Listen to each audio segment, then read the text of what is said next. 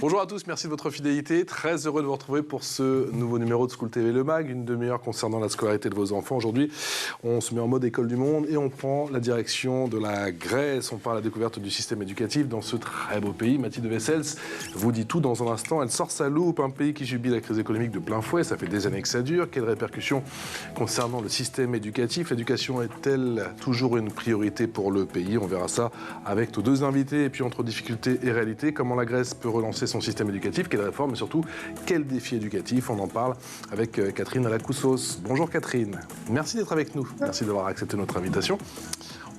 C'est pas la première fois que vous êtes avec nous dans l'émission. Lorraine Prigent, également une habitude à la mission. Bonjour Lorraine, merci d'être avec nous. Vous êtes, je le rappelle, directrice de l'éducation chez Kayambe.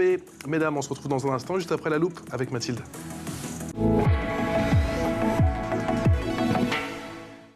Allez, plein phare sur la Grèce. Bonjour Mathilde Wessels. Ça va? Bon, ouais, je me vois déjà en vacances, là, en maillot de bain. Je sens que je vous ai déjà perdu. Ah oui.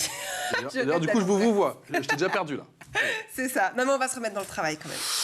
On travaille en maillot de bain, tout va bien. Comment s'articule le système éducatif en Grèce? Alors, pour commencer, la Grèce est un État du sud-est de l'Europe, en Méditerranée, à l'extrémité des Balkans, qui compte environ 11 millions d'habitants. Il y a à l'est du pays la mer Égée, et au nord de la Grèce, eh bien, on retrouve l'Albanie, la Macédoine du Nord, la Bulgarie et la Turquie. L'école en Grèce, elle... Ah ben voilà, on a vu un petit peu toutes les plages. Vue du monde. Bon, satellite. Alors l'école en Grèce, elle est gratuite à tous les niveaux de l'enseignement public. L'éducation est sous la responsabilité du ministère de l'Éducation nationale comme en France et des affaires religieuses. L'école est obligatoire dès l'âge de 5 ans et jusqu'aux 15 ans de l'enfant. Elle comprend l'école primaire et le collège et depuis peu la dernière année d'enseignement pré-élémentaire. Concernant les vacances scolaires, ça nous intéresse tous évidemment, les enfants, c'est un peu comme en France. Ils ont 2 mois l'été, 15 jours à Noël, 15 jours à Pâques. Les écoles maternelles accueillent les élèves, eux, dès l'âge de 2 ans et demi. C'est un petit peu plus tôt qu'en France. Et concernant le primaire, comment ça se passe? Alors, l'école primaire, elle dure 6 ans. Le pays met en place progressivement le système de la journée continue à l'école, en priorité pour les enfants dont les parents travaillent, car les cours en général finissent soit à 12h30 pour le plus tôt, soit à 15h30. Donc voilà, il y a un contrôle continu des connaissances à la fin de chaque année scolaire. Les notes vont de A à D et non de 1 à 10 ou à 20 comme en France. Lors de la fin de la 6e, qui est donc la dernière année du primaire, l'élève reçoit un titre d'études qui est transmis au collège où il ira poursuivre sa scolarité. Le collège toujours obligatoire? Oui, le collège se dit gymnasio d'ailleurs. Et il couvre les 3 dernières années de la scolarité obligatoire. Il existe des collèges fonctionnant la journée et quelques collèges le soir également. Et puis, chose intéressante à savoir, il existe des collèges d'éducation musicale, des collèges d'enseignement interculturel et des collèges dotés d'une section sport. Et on appelle là-bas ces établissements à option. Voilà, vous ne savez pas, il n'y a pas ça en France, mais c'est plutôt intéressant. Les élèves qui ont achevé leur scolarité au collège reçoivent un titre de fin d'études. Ça s'appelle l'Apolitirio Gymnasiou. Je trouve ça trop mignon comme nom. Qui leur ouvre... se voit déjà là-bas. Oui, tout à fait. Qui leur ouvre l'accès au 2e cycle de l'enseignement secondaire. Donc, après le collège, les élèves poursuivent leurs études dans le 2e cycle de l'enseignement secondaire, soit en lycée général, soit pour un établissement d'enseignement professionnel technique, un peu comme en France. Oui, un peu comme en France. Justement, comment ça se passe au lycée? Alors, on appelle le lycée en Grèce le Géniko Likeio. Alors, je pense que j'ai un accent absolument pourri, mais bon, c'est pas grave. Dis pas ça. Oui, il se fait en 3 ans aussi, comme en France. Et à partir de la 2e année, l'élève doit choisir entre la filière théorique et la filière sciences et technologies. Ils passent ensuite leur diplôme de fin d'études qui correspond au baccalauréat, mais en Grèce, on appelle ça les examens panhelléniques. Il paraît qu'il y a un vrai... Ça passe. Il paraît qu'il y a un vrai business de cours particuliers là-bas. Figurez-vous, c'est un vrai business car la préparation aux examens est très stressante pour les élèves depuis le gymnasio, donc le collège. Une vraie industrie de cours particuliers, de formation privée intensive s'est mise en place dans tout le pays. Ça concerne 95% des lycéens qui vont faire appel à ces cours privés entre 15h et 20h par semaine. Tout ça en plus de leurs cours tous les jours, enfin au quotidien. Il existe entre 5000 instituts généralistes et plus de 8000 instituts de langue. Ce secteur emploie en tout, tenez-vous bien, 100 000 enseignants. C'est absolument considérable. Merci pour tout, Mathilde. C'est parti, l'expression orale avec nos invités. Nos invités, je les représente, Lorraine Prigent, qui est directrice éducation chez Kayambe, et Catherine Alakoussos, qui est une ancienne élève effectivement, de ce très beau pays qu'est la Grèce. Tu gardes, Catherine, quel souvenir de ta scolarité là-bas? De très bons souvenirs. J'avoue que c'était C'était peut-être stressant les dernières années, comme vous l'avez dit, mais c'était super.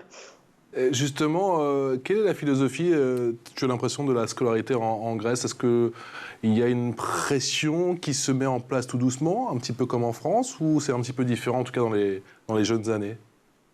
Alors, il y a une pression qui se met en place tout doucement comme en France, mais je pense qu'elle arrive plus tôt, Ah. parce que c'est vrai que c'est dès le collège, on commence à penser au fait qu'en terminale, il y a les panhelléniques, enfin en équivalent terminale.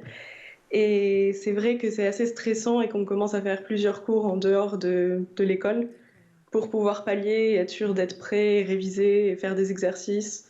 Donc c'est assez intensif. Cette pression, elle vient des professeurs, c'est une émulation avec les autres élèves, c'est une pression parentale? C'est un peu de tout, parental, beaucoup. Mais c'est aussi le fait que ça a toujours été comme ça, donc du coup on sait que ça arrive et on entend parler de ça toute notre vie. Donc du coup c'est social aussi, Mhm. c'est un peu tout en même temps. Un peu Et tout en... aussi surtout, Euh, euh, pardon, Lorraine, si tu devais qualifier aujourd'hui le système éducatif grec, tu dirais il est quoi, en difficulté? Ouais, moi, alors, qualifier en un mot, c'est toujours difficile, hein, mais moi, je dirais toujours traditionnel. Et je dirais que justement, ça peut poser question par rapport aux besoins aujourd'hui et au mouvement de modernisation qui a été lancé d'abord depuis l'adhésion à l'Union européenne et ensuite par la volonté du gouvernement. On a un système qui existe depuis 2300 ans. Hein, c'est une mauvaise nouvelle, mais en fait, on nous ment quand on nous dit que c'est Charlemagne qui a inventé l'école. Aristote l'avait fait bien longtemps avant. Et cette longue tradition reste très marquée par rapport à la culture éducative en Grèce. C'est un système qui reste hyper centralisé, géré depuis le niveau central, encore très imprégné de la religion orthodoxe, qui est vue comme un ciment de l'identité nationale. Hein. On voyait tout à l'heure que le ministère de l'Éducation est aussi celui de la recherche, mais aussi des cultes. Et donc, moi, j'aurais tendance à dire qu'il y a aussi des tensions par rapport à ce mouvement de modernisation, mais des méthodes et une tradition éducative qui demeure quand même ancrée dans une histoire. Tu as le sentiment que le système éducatif, il tient aujourd'hui grâce à la bonne volonté des enseignants, Lorraine? Alors, la bonne volonté, oui, sans doute. Je pense aussi qu'il y a globalement un attachement des Grecs par rapport à leur système éducatif. Et donc, il y a aussi une certaine forme de prestige, malgré toutes les difficultés du système éducatif, malgré toutes les difficultés et le niveau de salaire relativement bas de leurs enseignants. Mais très clairement, en tout cas, ça fait partie d'un ciment, effectivement, qui reste fort et sans doute plus fort que dans d'autres pays qui discréditent complètement leurs enseignants. Catherine, tu vas dans le même sens, il y a un attachement des Grecs à leur système éducatif? Oui, absolument. On est très attaché à la manière dont ça fonctionne et les gens n'ont pas forcément envie que ça change et d'avoir par exemple des journées plus longues ou d'arrêter d'avoir ces systèmes d'après-école et de révision groupée ou de choses comme ça. C'est quelque chose qui est ancré et ça serait dur de changer. Comment tu as vécu, toi, ces différentes vagues avec ces cures d'austérité, effectivement, la Grèce qui a payé un lourd tribut, effectivement, et qui a été quelque part sanctionnée très durement par l'Europe, et j'imagine que ça s'est ressenti, ou peut-être pas, concernant l'éducation? Alors, ça s'est ressenti, mais je pense que pas autant que ce qu'on pourrait penser, parce que ça reste quand même l'une des principales dépenses de la Grèce en tant que pays, l'éducation. Ça fait partie des 3 premières, c'est un pourcentage assez grand du PIB. Donc du coup, tous les moyens étaient mis, mais c'est vrai que c'est de plus en plus difficile, et surtout avec la crise, c'était difficile, surtout pour les petits endroits comme les îles, où il faut envoyer des professeurs, où là, du coup, il y avait un manque. Et là, ça se ressentait plus que par exemple dans les grandes villes. Comment vont les professeurs aujourd'hui en Grèce? En France, c'est pas terrible. En Grèce, comment ça se passe? C'est assez stable depuis quelques années. C'est vrai ils sont pas payés, ils sont pas payés. Enfin, je saurais pas dire s'il y a une juste valeur, mais en tout cas, ils sont pas forcément très bien payés. Euh, mais c'est assez stable. Enfin, je saurais pas vraiment expliquer comment ça marche. J'ai pas été professeur. Ouais. Mais ce qui tient tout ça, c'est surtout la relation avec les élèves et le fait que ça soit beaucoup plus proche comme relation. Par exemple, on vous voit pas forcément les professeurs en Grèce. D'accord. C'est beaucoup plus amical, je dirais. comme approche. Donc du coup, ça tient énormément à l'envie des professeurs de continuer et de faire ça. Est-ce que les professeurs, ils s'occupent aussi de certaines activités extrascolaires? Comment ça se passe une journée typique au gymnasio, c'est ça? Gymnasio. Au gymnasio, au collège par exemple. Alors, il y a des cours théoriques dans la matinée, donc on peut avoir des maths, grec, peu importe, et sport. Et en début d'après-midi, alors ça dépend, les horaires dépendent des écoles, mais ça s'arrête, on va dire à 14h. Et on rentre à la maison. Après, on fait un sport ou pas, mais la plupart des élèves font des sports. Et après, l'après-midi, on commence à avoir au fil des années de plus en plus de cours dans des instituts privés, où souvent c'est d'ailleurs les professeurs du lycée qui vont aller faire cours là-bas pour compléter leur salaire et continuer l'apprentissage, les cours qu'on a fait le matin pour réviser et s'entraîner pour les examens, faire des exercices, ce genre de choses. Lorraine, est-ce que la Grèce doit entreprendre une évolution, une révolution concernant son système éducatif? Alors, elle a déjà un peu commencé quand même avec son adhésion à l'Union européenne et à partir donc des années 80, il y a eu quand même un certain nombre de mouvements de réformes assez importants qui ont été impulsés par cette adhésion, lourdement financés aussi d'ailleurs, sous forme d'expérimentation, dans plusieurs directions différentes, mais la priorité, c'était d'essayer de réduire les inégalités et donc de se tourner vers les élèves les plus vulnérables. Et c'est vrai que c'était peut-être aussi les prémices de cette culture des cours particuliers qui existe et qui était citée tout à l'heure. Il y a eu beaucoup d'expérimentations qui sont allées vers ces publics particulièrement vulnérables. Et c'est à cette période aussi, à partir de la fin des années 90, qu'on a pu lancer l'école journalière, c'est-à-dire le moment où l'école primaire, qui à l'origine n'avait lieu que le matin, a commencé à s'étendre sur la journée entière pour essayer d'aller, rechercher des méthodes différentes qui puissent permettre aux élèves les plus vulnérables d'être pris en charge. Et un certain nombre de ces éléments-là, de ces réformes-là, ont eu des résultats, elles ont été évaluées et elles ont eu des résultats. Sur le reste des mouvements de réforme, en tout cas dans le discours, le gouvernement fait de l'éducation une priorité importante et agit sur des leviers vraiment clés comme réformer les programmes, comme essayer d'aller vers davantage d'évaluation, et c'est peut-être justement vers davantage de rigueur dans l'évaluation, le suivi des effets de ces expérimentations et ces réformes que se trouve la clé. En tout cas, c'est ce que recommande l'OCDE. Catherine, comment se passaient les évaluations justement là-bas en Grèce? Alors, il y a des évaluations de l'année et à la fin de chaque année. Et justement, on révise pendant l'après-midi dans les cours particuliers privés. On révise les examens qui vont avoir lieu et les chapitres concernés au fil de l'année. Et c'était déjà le cas à l'époque de mes parents. D'accord. Ça n'a pas changé. Et donc, du coup, on a plusieurs examens au fil de l'année, un peu comme en France, plus l'examen final qui est une sorte de mini panhellénique, mais au niveau de l'école seulement, pour voir si les acquis sont là et les bases et pouvoir noter. Et ça fait partie de la notation et de savoir si on peut passer à la prochaine classe ou pas. Tu me parlais tout à l'heure, effectivement, Catherine, des rythmes scolaires. Est-ce qu'il y a une réflexion là-dessus? Est-ce qu'on essaie de rallonger un petit peu les journées? J'imagine que c'est peut-être pas forcément facile pour les parents. Alors, je sais que dans certains pays, où c'est assez famille, c'est peut-être les grands-parents qui récupèrent les enfants. Comment ça se passe en Grèce, justement? Parce que c'est le casse-tête pour les parents. Alors, oui. C'est en effet, c'est un peu compliqué d'allier tous les horaires de chacun dans la famille. Et c'est toute une organisation. Mais le problème pour eux surtout, c'est pas tellement le fait de rallonger les journées. C'est déjà en effet une première solution. Mais c'est surtout que les cours particuliers qui sont en fin de journée ne soient pas trop tard. Parce que par exemple, ma sœur a actuellement des cours de 4h à 6h et un second cours de 8h à 9h. Donc du coup, c'est quand même assez long et assez tard pour des enfants. Et en fonction des âges, c'est plus ou moins compliqué à gérer avec les devoirs à faire aussi en rentrant.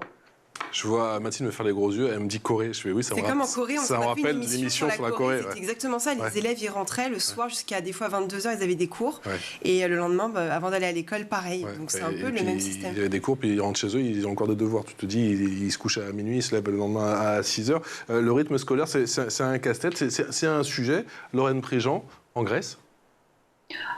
Un sujet, en tout cas, ça a été considéré comme un levier d'action pour améliorer les performances des élèves vulnérables. Je parlais tout à l'heure de la réforme de l'école journalière, donc le fait d'étendre la période de présence en classe l'a été. Maintenant, effectivement, comme le dit très bien Catherine, il y a des choses que les ministères ne maîtrisent pas forcément, ce sont les pratiques individuelles des familles, et donc cette question des cours particuliers qui fait qu'au final, on s'en sort plus, et du coup, la question n'est pas seulement celle des rythmes scolaires, mais plus globalement de la manière dont les parcours des élèves grecs se construisent avec plusieurs leviers différents. Mais en tout cas, sur le temps de scolarité obligatoire à l'école publique, ça a été considéré comme un levier, et les résultats de l'évaluation montraient que oui, augmenter le temps scolaire, ça a permis de réduire les inégalités en partie et de réduire les abandons scolaires à l'école primaire en particulier, qui sont en Grèce à un niveau particulièrement bas par rapport à d'autres pays comparables. D'accord. Mathilde. Et donc avec ce rythme effréné, quelle est la place de l'extrascolaire, du sport notamment en dehors de l'école pour ces élèves-là ? C'est à moi que vous posez la question ? Oui, tout à fait. Ah, pardon. Je pense que Catherine pourrait en parler beaucoup mieux que je ne le pourrais, mais ce qu'il y a de certain, c'est que l'idée globale de la réforme du système éducatif grec, c'est d'aller vers davantage de temps de liberté et vers quelque chose de moins contraignant, donc des programmes moins contraignants, des manuels qui seraient peut-être plus totalement maîtrisés par le ministère et les mêmes dans toutes les écoles, et donc une possibilité aussi pour les élèves de développer ces fameuses compétences de vie, c'est-à-dire qui se développent à travers d'autres approches pédagogiques, donc ça peut être effectivement des temps de sport ou d'autres activités culturelles, mais même sur le temps scolaire, l'idée est d'évoluer vers ces pratiques. Maintenant, évidemment, les évolutions des systèmes éducatifs se conçoivent dans le temps long, et je ne suis pas sûre que ce mouvement soit déjà complètement finalisé sur le temps scolaire. Peut-être que Catherine pourra répondre beaucoup mieux sur la question de l'aménagement de ce temps et de ces temps extrascolaires dans un contexte comme celui-là. Comment c'est aménagé effectivement, Catherine, et quelle est l'importance de l'extrascolaire en Grèce ? Alors, c'est une part assez importante. Quasiment tous les élèves font un sport ou quelque chose après l'école. Et c'est surtout la question de comment caler ça entre l'école et les cours privés. Et en général, ça se passe le week-end. Et si c'est en semaine, c'est les profs se mettent d'accord avec tous les élèves pour mettre des horaires qui leur conviennent et où tout le monde est disponible. Donc du coup, c'est une sorte de Tetris avec les professeurs. C'est vrai qu'à ce niveau-là, à mon époque en tout cas, il n'y avait pas forcément d'aménagement spécifique pour prévoir plus de temps pour ça. Mais entre guillemets, l'école considère que vu que la journée est courte, c'est plutôt aux parents de s'organiser avec les professeurs des activités extrascolaires pour voir comment caler ça avec le reste. Comment ça s'est passé, Catherine, pendant le Covid ? Ça a été difficile pour tout le monde en Europe. J'imagine qu'en Grèce, ça a été particulièrement compliqué. Tu faisais allusion, je crois, aux îles tout à l'heure. Est-ce qu'elles étaient, elles étaient un petit peu coupées du monde ? Alors pour le coup, le Covid, ça a fait que c'était un peu plus lissé parce que les professeurs étaient à distance. Donc au final, c'était un peu comme partout. Je voyais ma sœur justement faire ses cours sur l'ordinateur. Alors il y a un peu une démotivation et je pense on perd un peu le rythme parce qu'on est derrière l'écran et que ça devient long au final, au fil de la journée, on perd un peu l'intérêt. Mais je pense que c'est un peu global, c'est un peu partout. Ça s'est passé comme en France, j'imagine, comme ailleurs. Oui, mais je te pose la question parce que c'est vrai qu'en France, comme dans les autres pays, et notamment en Europe, eh bien, ça aussi a mis en lumière certaines inégalités concernant justement les accès à Internet, par exemple. Ça, pour le coup, il y a eu beaucoup d'aides des écoles, par exemple, sur les îles, où les professeurs, les écoles essayaient de fournir par exemple des PC à des élèves, ou alors les élèves se rejoignaient dans la maison d'un tel ou d'un tel pour être ensemble et avoir le PC ensemble et écouter le cours et essayer de prendre des notes, surtout ceux qui ont des difficultés pour certains cours. essayer d'avoir des dérogations pour se rassembler et pouvoir écouter le cours et travailler ensemble la matière. L'info en plus, c'est avec Mathilde.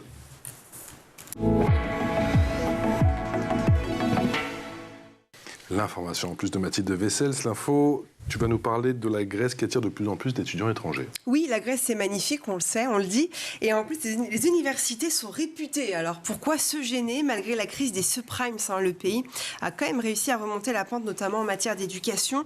Et il est pourvu de centres de recherche reconnus dans des domaines très variés, comme l'archéologie, évidemment, la médecine, la biologie, mais aussi l'informatique. Athènes accueille le plus grand centre de recherche du pays, qui est Démocritos. Près de 1000 scientifiques et chercheurs exercent dans l'intelligence artificielle ou encore l'innovation. On a compris, c'est le bon plan, mais ça coûte cher ? Alors, pour étudier dans une université publique, ça coûte entre 2 000 et 12 000 euros par an. Donc, vous l'avez compris, le grand écart est assez grand. Donc, voilà. Et le coût de la vie en Grèce, en revanche, il est 15% moins élevé qu'en France.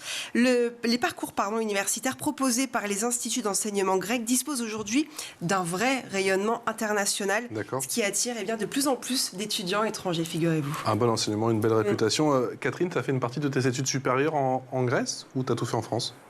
Alors, non. Directement en France. C'était une question du système, justement. C'est un choix parce que la difficulté et en vrai le gros problème qu'il y a, dont tout le monde se plaint, c'est le fait que les examens panhelléniques de fin d'année, dans l'équivalent de la terminale du coup, sont ce qui détermine absolument l'entrée dans l'université. Et donc, du coup, en fonction des notes qu'on a, on peut ou on ne peut pas entrer dans les universités qu'on veut.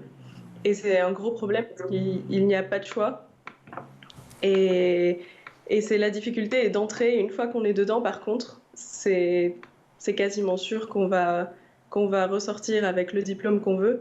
Parce que, par exemple, si on a un cours qu'on n'a pas passé en première année, on peut le traîner avec nous jusqu'en dernière année et le passer en dernière année et avoir le diplôme. C'est pour ça que tu parlais tout à l'heure de cette pression. L'équivalent du bac chez vous, en fait, si tu n'as pas d'assez bonnes notes, c'est fichu pour l'université. C'est fichu, en tout cas pour les universités qu'on choisit en général ou qu'on veut. Par exemple, on sait que pour aller en médecine, il va falloir plus de 18. Sinon, c'est sûr que dans toutes les universités, c'est pas possible. Est-ce que la Grèce, Lorraine Préjean, conserve tout de même, et on l'a dit notamment pour le 3e cycle, un pouvoir d'attraction ? Moi, je pense que oui. Et les universités grecques, comme vous le disiez très bien tout à l'heure, ont du prestige et depuis très longtemps, c'est un sujet de débat à l'intérieur de la société grecque. On travaille beaucoup sur l'enseignement supérieur, sur son implication dans la réforme de l'éducation, et donc il occupe une place très importante. Maintenant, la rigidité dont parlait Catherine tout à l'heure, par rapport à l'orientation, un système qui reste quand même très lourd, très complexe, crée aussi des difficultés, et notamment en termes de chômage des diplômés. Il y a plus de 16%, 16,5% même des étudiants diplômés avec un bachelor ou plus qui ne trouvent pas d'emploi en Grèce. C'est un taux qui est particulièrement important et qui est sans doute à mettre en relation avec une partie de ces rigidités et donc du fait qu'il doit y avoir en quelque sorte un problème d'adéquation entre ces universités et le marché du travail. Mais il n'en demeure pas moins que, effectivement, la Grèce est passée avant son adhésion à l'Union européenne d'une terre d'émigration à aujourd'hui une terre d'immigration qui attire notamment des populations d'étudiants étrangers, et ça c'est toujours une très bonne nouvelle pour les universités qui les accueillent. D'étudiants étrangers, et puis concernant le collège et le lycée, beaucoup de migrants, j'imagine que ça fait régulièrement les titres de l'actualité en Grèce, que c'est une donnée qui a été compliquée à intégrer, Lorraine Préjean, pour le gouvernement grec. Non, clairement, en lien avec cette culture qui était plutôt celle des rapatriés dans les années 80. Et puis, d'un coup, les différentes vagues migratoires venues d'Albanie, des Balkans, puis Syrie, Irak, etc., fait augmenter de manière assez importante le pourcentage, le nombre d'élèves qui ne parlent pas grec dans les classes, qu'on appelle des élèves allophones, et donc ça crée des difficultés importantes pour les enseignants pour réussir à les intégrer. Alors c'est aussi dans cette logique que de gros programmes de formation des enseignants avaient été conçus et ont été conçus dans les années 90, dans les années 2000, mais ça reste très difficile, très complexe. Et puis, c'est un sujet qui, socialement, dans beaucoup de pays européens, génère des tensions, quoi qu'il arrive. Et donc, de toute manière, reste difficile à traiter de manière claire, avec des outils simples et acceptables par tous. Quel est l'état d'esprit en Grèce aujourd'hui en 2023 ? Je sais que ces dernières années, elle avait quand même le sentiment d'être laissée d'être un petit peu abandonnée par le reste de ses voisins de l'Union européenne. C'est toujours le cas aujourd'hui ? Catherine ? Alors, beaucoup moins. Ça va beaucoup mieux. Parce qu'on a justement plus de temps pour faire face à tous ces flux et comment gérer ça. Donc, je dirais que ça va de mieux en mieux. Lorraine, c'est aussi votre sentiment ? Ça va de mieux en mieux. En fait... Ça a été quand même très crispé, effectivement, les relations, très tendues, les relations entre la Grèce et de manière générale, les pays du sud de l'Europe face aux pays du Nord. Est-ce que vous avez le sentiment que tout ce petit monde arrive à se parler ou c'est encore compliqué ? Moi, j'ai l'impression qu'il y a des sujets et des mots-clés sur lesquels on est arrivé à se mettre d'accord. Et c'est vrai qu'en 2009, au démarrage de la crise, le gros sujet, c'était de dire que les finances publiques grecques n'avaient pas été transparentes et que donc il y avait un problème de redevabilité, de transparence du gouvernement par rapport à son utilisation de l'argent public et de l'argent des subventions. Et du coup, on a le sentiment quand même que, plusieurs années plus tard, on arrive à se mettre d'accord, en tout cas sur l'éducation, sur le besoin d'évaluer davantage. Alors, il y a l'évaluation des élèves, mais il y a aussi l'évaluation du système éducatif en tant que tel. Le système éducatif grec avait une faible culture de l'évaluation des acquis de ses élèves, par exemple. À part PISA, il y a peu de sources. Donc, le gouvernement grec, le ministère de l'Éducation, s'engage à davantage d'évaluation, davantage aussi d'auto-évaluation à l'intérieur des établissements, de manière à faire émerger petit à petit une culture de redevabilité, de plus de transparence. Et ça fait partie des sujets sur lesquels il y aura forcément convergence avec les institutions européennes qui étaient demandeuses. Et puis il y a un deuxième sujet sur lequel ça converge assez fortement, c'est la réforme des programmes d'éducation, des curricula comme on dit, qui a été lancé en Grèce et qui est vraiment dans la dynamique européenne. Donc on est vraiment dans un dialogue, dans un rapprochement des cultures qui devrait, on l'espère, apaiser les tensions qui y avaient cours dans les années passées. Catherine, tu nous as dit que ta petite sœur étudie en ce moment en Grèce. Elle compte faire sa carrière là-bas ou elle a des envies d'ailleurs ? Alors, elle a envie d'aller au début de ses études, en tout cas à Athènes, et après faire un Erasmus. Un Erasmus. Eh bien, on suivra ça. Merci à toutes les deux. Catherine Alakoussos, qui a donc fait une bonne partie de sa scolarité en Grèce, et Lorraine Prigent, directrice éducation chez Kayombe. Vous avez été parfaites, comme d'habitude, mesdames. Merci beaucoup. Toi aussi, Mathilde. On se retrouve demain. Nouvelle émission, nouveau mag, nouvelle aventure. Ciao.